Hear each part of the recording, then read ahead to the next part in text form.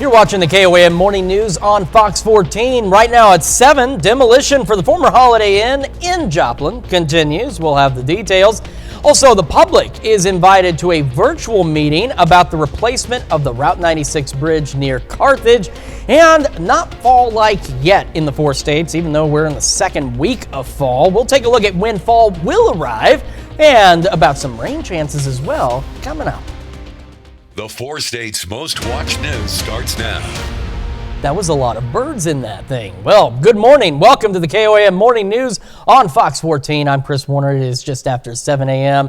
on this Monday morning. Got to share something interesting with you because this is where the internet gets fun. So, of course, it's social media age. So all of us here have work Facebook pages. Well, I got a message about 20 minutes ago from somebody with a video link. They want me to open the video link because the product that I sold them, they bought it and now it's not working, and they want me to check the video to ensure that they put it together correctly.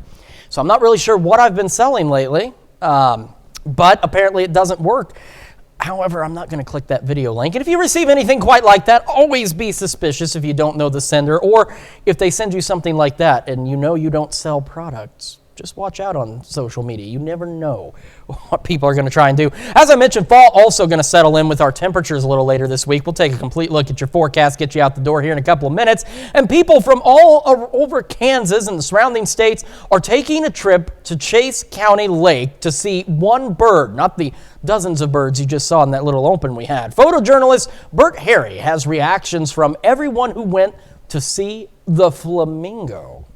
It's the west end of Chase County Lake. I think it's rare. When they were talking about them being where they've been found, they've not said anything as far north or west as Kansas. It was like Philadelphia, Alabama. It was worth driving all the way down here. They said Hurricane Idalia, August the 30th, misplaced a bunch of them. They've seen a few scattered along the East Coast. I've never seen that pink flamingo here. Great bird. Ever. I chased the one at Smithville Lake in Missouri. It's something for sure. I don't know where it came from. They migrate. They can really fly. We've never seen a pink flamingo, so like I said, we had to come out and see it for ourselves. They said it has happened in the past, like 1972, and one can't start another population in an area that they're sighted at. They've got to find a mate somewhere, and if there's just one here and here and here, just hanging out, they'd probably wind up going back. I think it's a law-breaking bird. That's what I think. If it doesn't have a fishing license. I'm very... Now see, Lori's laughing too. I don't know what's going on up in Chase County. I presume these folks maybe have never seen a flamingo before. I don't know. It's not a local flamingo. It's not. Well, that guy put it right. He's like, I have never seen that pink bird here before. Like, he is suspicious of that flamingo. He's like, I don't know what he's doing here, and I don't like it. Well, you've got something pink for us a little later too, right? Absolutely. Okay, well, we're looking forward to that. Something else we're looking forward to is some fall-like temperatures. Man, we've been waiting for a while across the area, and they will eventually get here. But first, we're going to take a look at that forecast to get you out the door. Our camera, 7th and range line. I've never carried this with me, but I don't have anywhere to put it, so it's going to be my friend for a moment. We are looking pretty good. A few clouds out there, 7th and range line, and from the MoDOT camera, 20th and range line. Still not a lot of sunlight yet, but it will get here eventually. And we will warm up and be above average once again across the area. We are looking at mostly clear skies, though, as we head out this morning. But again, our average, we should stop warming about 9, 10 o'clock. And then we'd be right where we should be. But that's not going to happen. We're talking upper 70s, near 80 by late morning. And that is ahead of a very warm day across the 4 states again. And I love being able to do this. I'm telling you, I'm giving you the preview. Fall is going to get here. Those cool temperatures are going to kick in, and they're going to do so abruptly. And we will look at your full forecast here in just a few more minutes. Well, Joplin police say a car crashed into a house Friday morning after hitting another vehicle. It happened around 11 Friday morning at 26th and Pitcher. Authorities say 2 vehicles collided at the intersection, causing one of them to go off the road and crash into a house. One of the drivers received non-life-threatening injuries. No one was in the home at the time of the crash. And demolition for the former Holiday Inn in Joplin continues. On September 8th, demolition equipment was in full swing at 3615 South Hammonds Boulevard. The Holiday Inn is being torn down to pave the way for a new hotel from a Springfield developer. And the public has been invited to a virtual meeting about the replacement of the Route 96 bridge near Carthage later today. In 2024, the bridge will be closed due to construction for about 6 months. The new bridge will include new barrier walls, guardrails, and permanent striping. Route 171 will remain open for the duration of the project, except for some brief intervals during construction. Well, the mayor of Marion, Kansas is suspending the chief of police after the police department raided the office of a newspaper and the home of the publisher. Back in August, Marion PD seized computers, cell phones, and other materials from the Marion County Record. Law enforcement said it was investigating identity theft and, quote, unlawful acts concerning computers. No word yet on how long the suspension could last. Well, up next, why a new study shows some incidental activity in the course of your normal routines. And later, why pickleball has become popular again. You're watching the KOAM Morning News on Fox 14. We're going to be right back, but first, take a look at this cow. Why are we showing you this cow? Because this cow's having a lot of fun at Annabelle's Fun Farm down in Welch.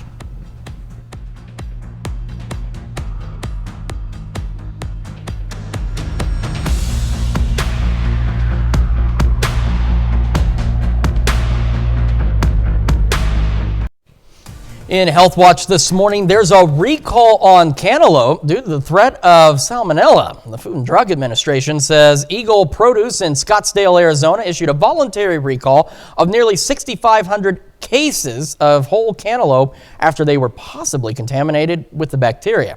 Cantaloupes were sold between September 5th through the 16th in several retailers throughout the U.S. The recall involves 19 states and the District of Columbia, including California, Illinois, Michigan, Ohio, and Texas. Symptoms of salmonella include fever, nausea, vomiting, and diarrhea. Can't schedule any workout time? Study says just go about your day and you may live better anyway. A new study published in the Lancet Public Health Journal shows some incidental activity in the course of your normal routines actually works like exercise and helps you reduce some bad health risks. The researchers collected data from middle to late age people with wrist-worn devices, followed their activity, and measured against their health records. Scientists found results such as short activity spurts at moderate intensity decreased major cardiac events, and vigorous activity for 15% of the time had the best benefits. And the most popular sport in America is biking, followed closely by running. But can you guess what's in the number 3 spot? Well, here's a hint. It's not basketball, golf, tennis, soccer, or baseball. Give up? Well, we've kind of hinted at it all morning long, so I think you might know the answer. But if you don't, Fox News correspondent Caroline Shively is in Washington with the answer. Let's talk pickleball. Since its invention in 1965, it has been all the rage at retirement communities and the tennis courts of grandmas. But in 2023, pickleball is having a moment. I can play, anybody can play. It's actually the fastest growing sport in America, and not just with the senior set. According to Pickleheads, players between 18 and 34 are the biggest age group picking up the paddle. The Association of Pickleball Professionals released data this year that says 36.5 million Americans now play the sport, including celebrities like comedian Rob Riggle, who calls it weirdly addictive. It brings everybody together. Senior citizens, kids, and everybody in between. There are tens of thousands of pickleball courts in the U.S. and temporary ones popping up like this one on the National Mall. Although not everybody is a fan. The crack of a good volley hitting the paddles is music to players' ears. But for those who live near popular pickleball courts, hours of paddle pops a day can be unbearable. Just this week, USA Pickleball came out with a quiet line where people are working on solving the thwack. There's even a Facebook page with more than 1,700 members who complain about the thwacks and discuss the best ways to sue for relief. Biking and running are the only athletic activities more popular, according to the Sports and Fitness Industry Association. And with an average growth rate of almost 32% a year, pickleball could soon be number one. In Washington, Caroline Shively, Fox News. Well, we've got ourselves another above average, not very fall-like day out there. So we go through the morning. We're looking at mostly clear skies. Temperatures warming quickly into the upper 70s, near 80 by late morning. We're going to have another complete look at your forecast here in just a few more minutes. And coming up, Ozzy and Sharon Osbourne's son, Jack, has a new Travel Channel series. And that's where the family's going to join him on paranormal investigations. That sounds like fun. We've got the details. But first, another live look from Annabelle's Fun Farm down in Welch. Welcome back to the KOAM Morning News on Fox 14. We have got Lori Horton back in the studio. Now, in our 6 o'clock hour, number one, I steered clear of the eggs, so we didn't have any mishaps there. Good call. And two, she began what we've put in here, strawberry cream cloud bread. Yes. But you said it's really just cloud bread, but we've added some, well, not me, I'm not involved in this at all. Lori has added some strawberry flavoring. That's why it's strawberry. Yes, so we started out with our egg whites, and we just put those 3 egg whites in there, whipped them up, got them a little bit frothy. Anybody that's ever made meringue before will be very familiar with what I'm talking about on that. It just takes about 30 to 45 seconds in a very good high-powered mixer to get to that state. And then we added a little bit of white sugar, a little bit of cornstarch, and then a little strawberry jello, just the dry strawberry jello. Not pre-made jello, just not the mix. ready to eat, just the dry mix. And I'm going to hit this one more time. Once we added all of that, we're going to whip this to stiff peaks, and that's really important that it's really nice and stiff. Go super high, you can hear that, it's really going to town. And just give it a final mix on that, and that took about 3 minutes.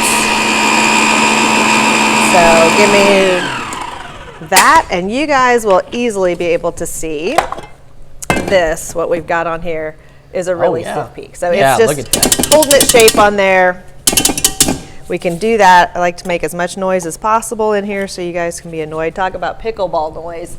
I can beat it every day of the week. This is better though, because this is a good noise because there's delicious food coming out of this noise. That's the end result, so that always makes it worth it.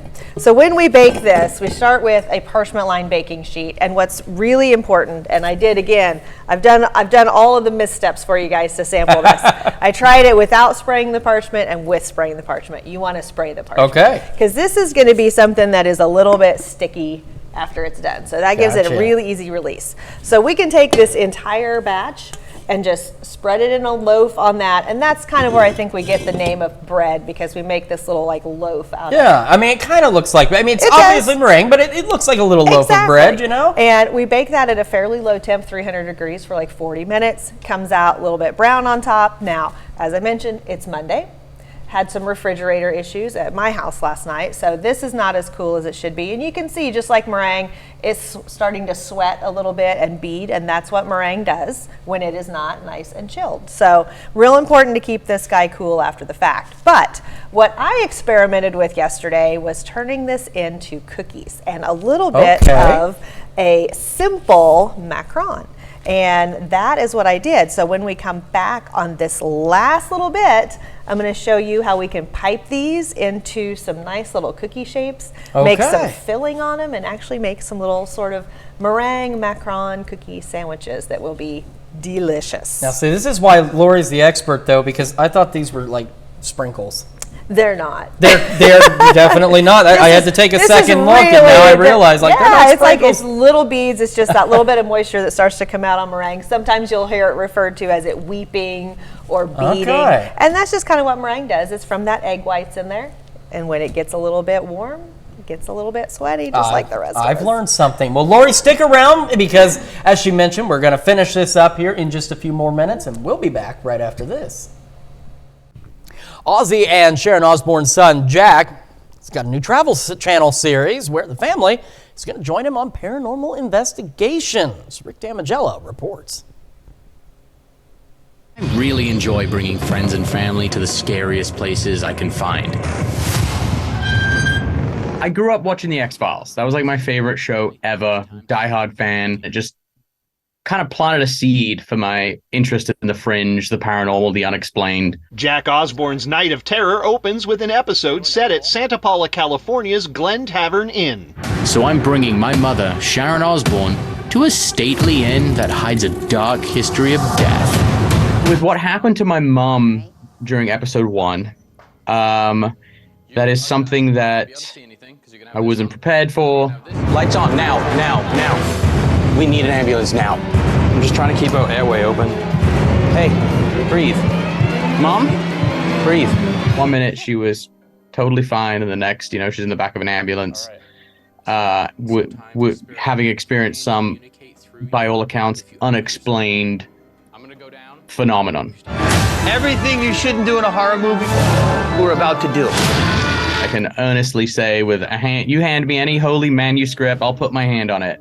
We do not fake anything. We do not bolster evidence. We do not play around. There's no special effects department to this production. We're really bare bones, and kind of what you see on camera is what we got. Be careful, Jack. And don't go anywhere on your own. The series runs throughout October with future episodes set in Illinois and Nevada. Watching with the lights on in Hollywood, I'm Rick Damagella. It certainly looks interesting for sure. I suppose, they're the perfect family to go check out some paranormal places, right? Right. Well, coming up, a Neosho skating rink hosts a skate and donate event for the local help center. Plus, we've been talking about when fall's going to get here. I promise it's really going to get here, but not today. We'll take a look at that forecast when the KOAM Morning News returns.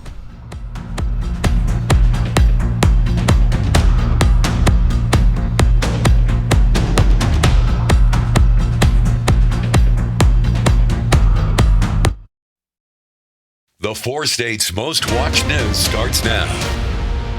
Welcome back to the KOAM Morning News on Fox 14. Currently 7:26 now on this Monday morning.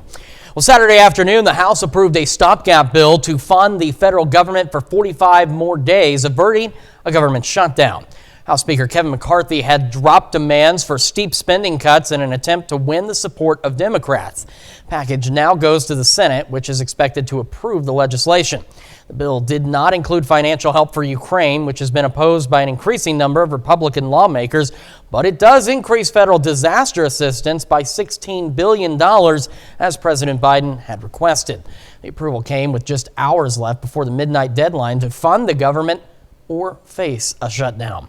And we're going to take a quick look at that forecast because we've been teasing the fall-like weather, so we're going to get to that. It is not today, unfortunately. As you can see, highs today going to push the mid to upper 80s across the area. We'll have partly cloudy skies in some of our western counties, could even go near 90. It also means a mild evening out there, mostly clear to partly cloudy skies initially in the 70s, low to mid 60s overnight. We're going to turn mostly cloudy. I wanted to show you when fall is actually going to get here, even though in theory it arrived almost a little over a week ago, a little over a week. Anyway, point is it's going to cool down. We've got shower and thunderstorm chances late Tuesday night, still warm though. We're still slightly above average Wednesday with more widespread thunderstorms. And the good news is at this point, not anticipating any severe weather. That carries on, maybe leaves us with some morning showers on Thursday, but look at that high 74 and look at what happens as we head into the weekend. Temperatures fall back into the low 70s, even into the mid to upper 60s. And of course, with the daytime temperatures dropping, check out those overnight lows as they fall back into the 40s and 50s. Look at Thursday night, 42 degrees. So if you've been waiting for fall, it is almost here. Well, the Skateland Fun Center of Neosho opened its doors yesterday for a skate and donate event. The purpose of the event was to help those that may need food ahead of the holiday months. Each skater that brought 3 non-perishable items to donate to the Help Center in Neosho were able to skate for free during the event. We do this at least once a year, a free skate for the, we give it to the Help Center behind us for the Neosho food baskets for, those that need it the coming season. The skate session began at 2 and wrapped up around 4. Well, throwers from all around the 4 states showed off their skills yesterday with a knife tournament at Anvil Axe Company in Neosho. Competitors competing in a traditional knife throwing competition. The tournament was double elimination, with the top 3 competitors each walking away with a trophy to celebrate those throwing skills. Arms are feeling good. This wasn't like a large tournament, so there wasn't like 128 people here, so you didn't have to throw that many matches. Sometimes you have to throw quite a few in a tournament. So arm feels good, everything like that, but the competition was still there. The Knives Tournament concluded Anvil Axe Company's week-long schedule of tournaments, and I don't necessarily have a knife here to throw, but I do have a poorly made paper airplane. Yeah, my throwing skills not so great. Moving along, the 4 States Heart Walk was held Saturday at the Leggett and Platt Center at MSSU. More than 250 people signed up in support of the fight against heart disease and stroke. Community members, sponsors, and volunteers joined together to raise more than $36,000 for the American Heart Association. Those in attendance walked 1.5 miles to help bring awareness to heart health. There was also some fun activities for the kiddos and a mascot race featuring MSSU's Rory the Lion and Harty from the American Heart Association. And for many, the importance of an event like this means they can continue on living normal lives. Oh, it's great. That's one thing about Southwest Missouri Bank. We're huge with that. We really love to get out and support our community. So anything like this, the Heart Walk, anything else that can support our community, we try to be involved. So. The American Heart Association's 4 States Heart Walk fundraiser will be accepting donations until October 30th. Their fundraising goal, $50,000. Speaking of walking, the 2nd annual Joplin VA 5K walk also took place Saturday, and this one at King Jack Park in Webb City. The walk was in honor of area veterans as well as those that completed the Walk, Run, or Roll program. The event included presentations from the Fayetteville VA and presenting of the colors from the Webb City JROTC program. To give back because I'm not a veteran.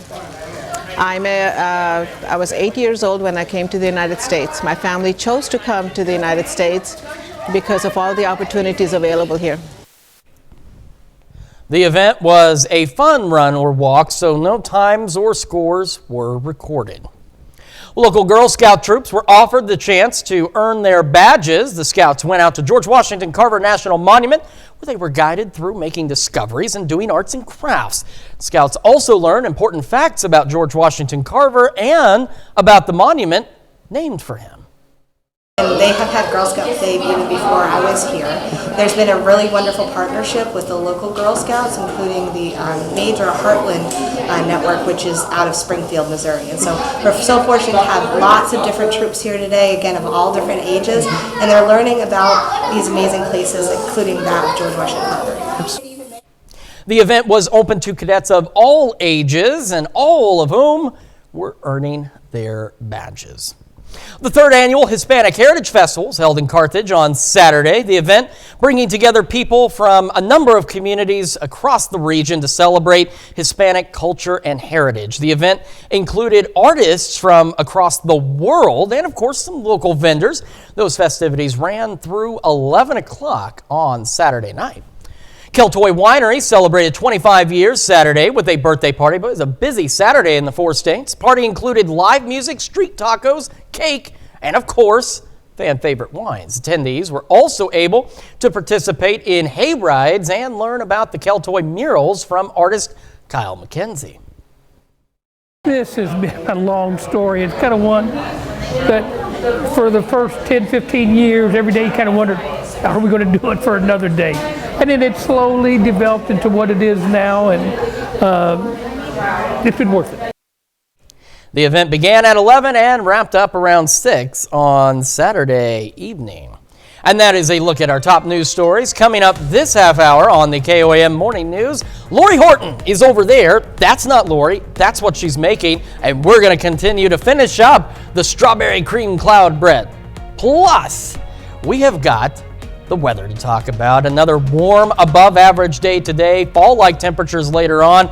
Be back with all of that and more when we come back. But first, it's another live look from Annabelle's Fun Farm in Welch.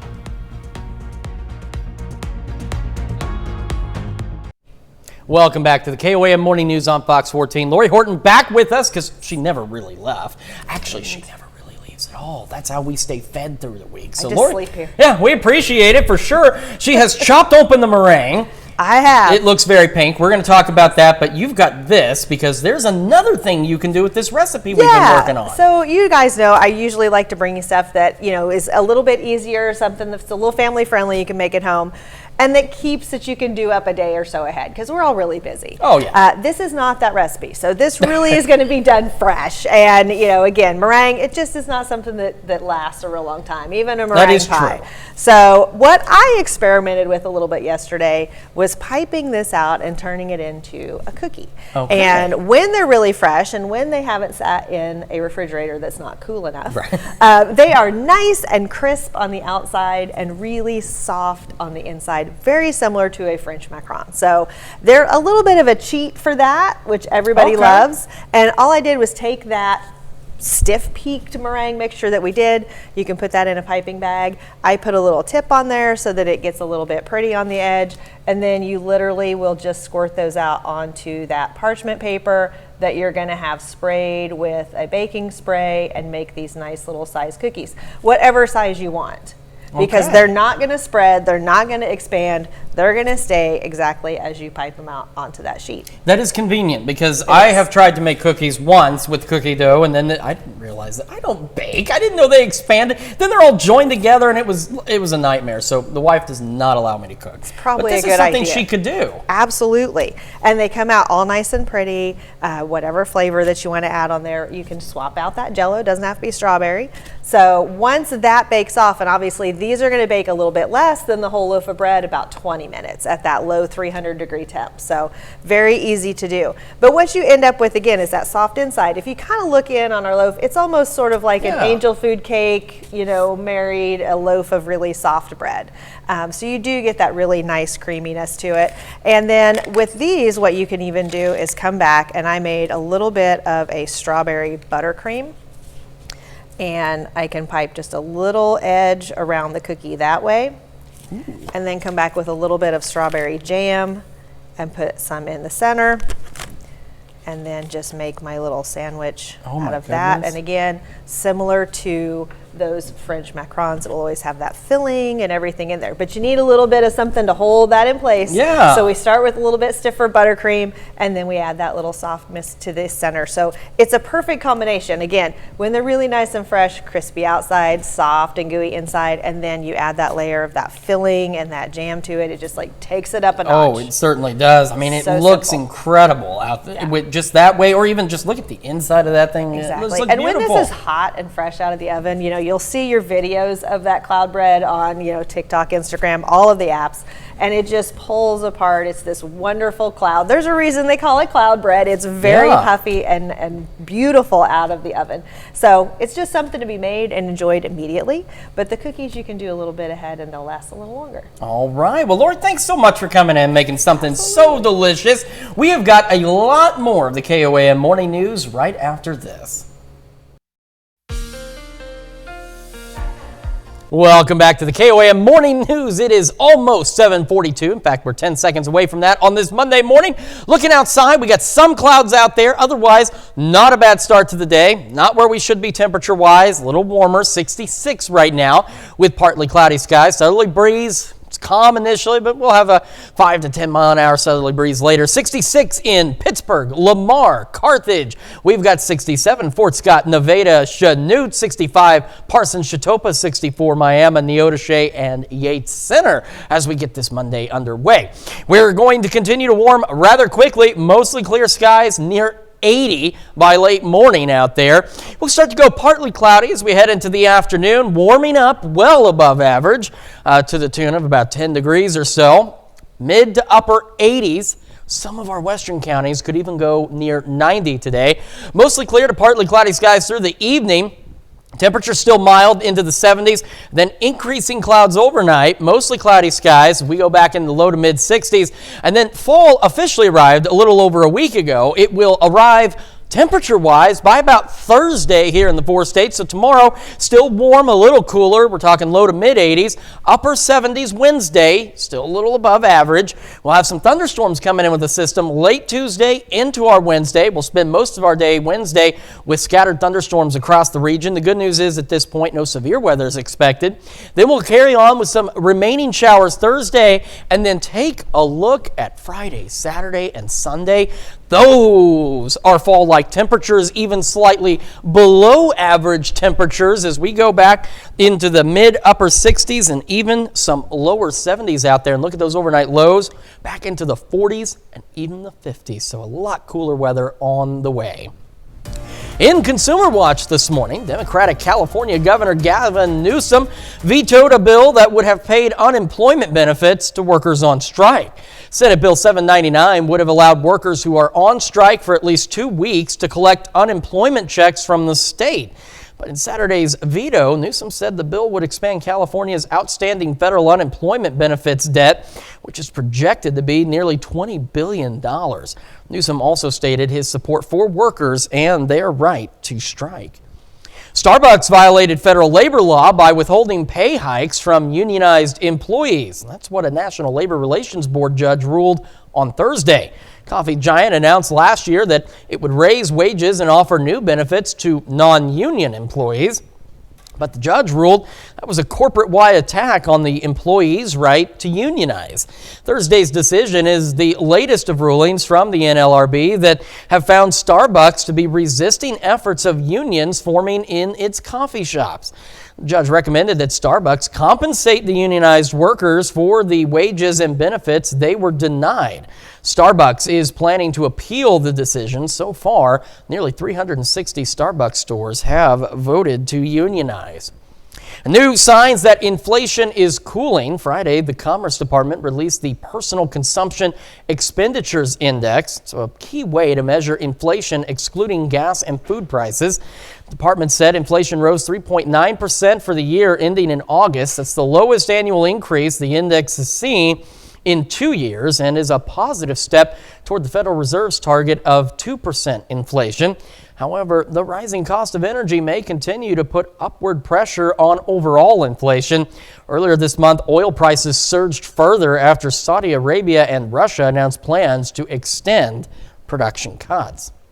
Across to national parks across the country is on the line as a government shutdown was looming. In Colorado, one town's economy is dependent on Rocky Mountain National Park. People in Estes Park tell Dylan Thomas what a shutdown would mean for them. We are very much a tourist economy. With the beauty of Rocky Mountain National Park in their backyard, the local economy in Estes Park clings to the presence of tourists. Our tourism last year was 4.5 million people coming through Estes Park to enjoy our area and enjoy Rocky Mountain National Park. While there are plenty of things to do away from Rocky Mountain National Park, the threat of a government shutdown impacting the staffing at the park has some concern about how local businesses will also be impacted. The impact reduces tourism. Hike in downtown Estes caters to the outdoorsmen who love sporting high-quality gear in the summer and fall months. It's everything for us. I mean, we do probably 85% of our yearly goal is done from May through October. But if the park closes, all of our businesses are concerned about having their incomes reduced. And we live on sales tax. That's how our government runs.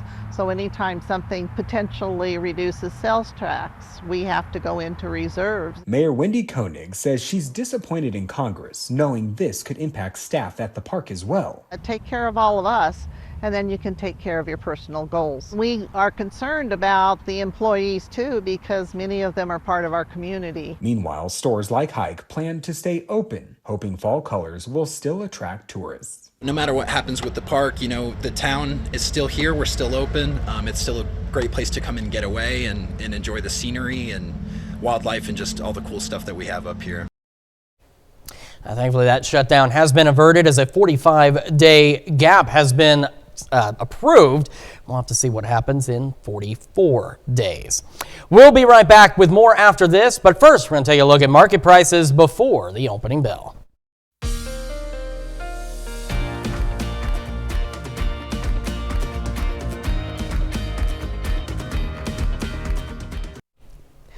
Well, if you go to any football tailgating party, you're going to see a lot of innovative ideas, but have you ever seen a hot tub? Well, that's exactly what a couple of Detroit Lions fans brought with them for the Lions game against the Green Bay Packers. And as Carl Winter reports, there's also a good cause behind the good fun.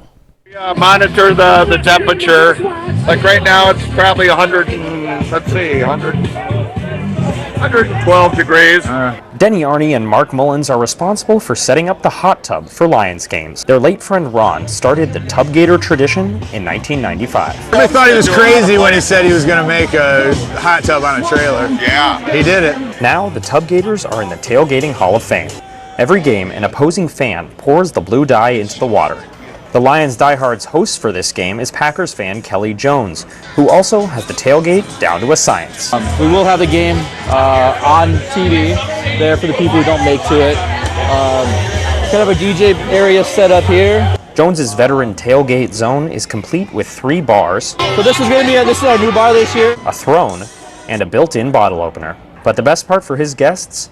They can donate to veterans' causes, but otherwise, the drinks are free of charge. We don't charge for anything here. It's an at-will donation. Whether rooting for the green and gold or Honolulu blue and white, the fans say football is about having fun. It's family, friends, camaraderie.